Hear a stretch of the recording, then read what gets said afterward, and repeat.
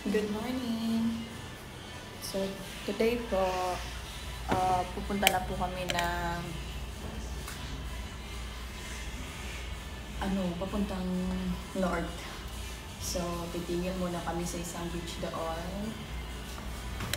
I-check namin yung nakita namin online kung maganda po ba o hindi. Pero pag maayos naman po, titigil kami siguro ng mga 2 nights or 3 nights. Pero pag hindi, diretso po kami na Hagnaya Port. Hagnaya Port, mga 2.5 hours po siguro mula dito sa Toledo, kung saan kami nakastay. Tapos pagdating po doon, titingnan na lang po namin kung didiretso ba kami ng Bantayan Island or titigil muna sa Hagnaya. So, see you later.